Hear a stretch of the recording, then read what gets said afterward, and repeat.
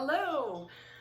Hi, I am Missy and I am a 5th grade math and science teacher, and on this channel we are learning all about different tips and tricks that you can use in your classroom to help your students become successful with math and science in 5th grade.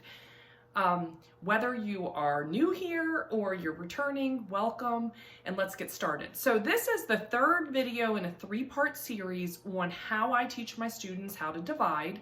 I have found great success with division. Division is often a source of struggle for students or for teachers to help students learn how to do division. So I feel like I found some methods that work and I'm passing them on to you. So the last videos in the series included how to do a different method that you'll see here today, but I call it the box method, and I find that it helps students stay organized. And the video before this one is literally the game changer. So if you haven't watched that one, make sure you watch it, because in my opinion, it literally levels the playing field for all students to learn how to do division. So those are the 2 videos that were before this one, and I will link them below. But in this video, we are going to be dealing with the decimal. So I have 2 problems up here. I'm hoping they both fit, and I can show you both on the whiteboard behind me. So let's get started. So the first thing we're going to do is, this one is 4 7/500 divided by 5. And this one is 4 7/500 divided by 5/10. So I want to show you both with the decimal and the divisor and without. So let's go ahead and get started. So I'm going to first go ahead and draw.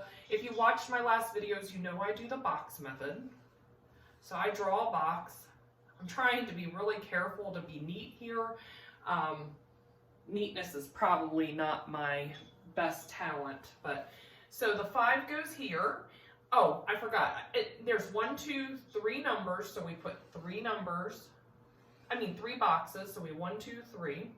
And this is going to be 4, 7, 5. And what I tell my students, this is what I tell them, is that wherever the decimal is, I go ahead and put it right here on this box. On this line, okay? Because it goes 4.75, 4.75. So we go ahead and do that. And then I tell them, before we even start the problem, is there a decimal in your divisor? And they would say no. And I would say, then go ahead and move the decimal straight up. So now the decimal is there, and we don't have to pay any more attention to it. We can finish our problem. So 5 goes into 4 0 times. 5 goes into 47 9 times. 5 goes into 25 5 times. And we are done. So 4 7/500 divided by 5 would be 95/100.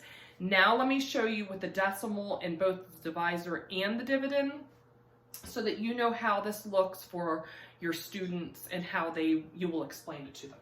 So I'm going to go ahead and draw my box.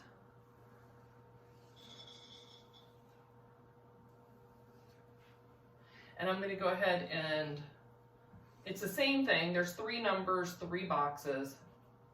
And I still put the decimal right here, 4.75, 4.75. I didn't really leave enough room over here, but I'll have to scrunch it up. And now I put this number here.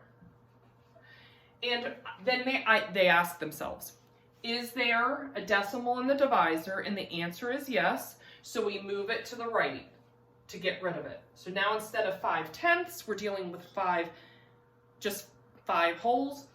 And if you move the decimal, then you have to move this decimal too. This one goes to the right, so does this one. And it goes from line to line. You have to move it the whole line. And then you go ahead and bring it straight up. And now you divide.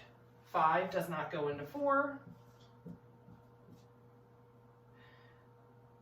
Sorry, I thought I made a mistake. 5 goes into 47 9 times. And I'm going to scrunch this 2 here because I got a little sloppy. 5 goes into 25 5 times. And 4 7/500 divided by 5 is 9 5/10. And that is it. And hopefully you found this video helpful. It is, again, part of a 3-part series. If you want to know more about the box method, or my favorite video is the second one in the series where we are talking about the game changer, and it literally is the game changer for me for division, please make sure you go back and watch those videos. Hopefully you found them helpful, and if you did, please like and subscribe. I will be putting links to the other videos down below, as well as links to my guided math notes for students so that they are successful and have a resource to refer back to. And I will also put a link to my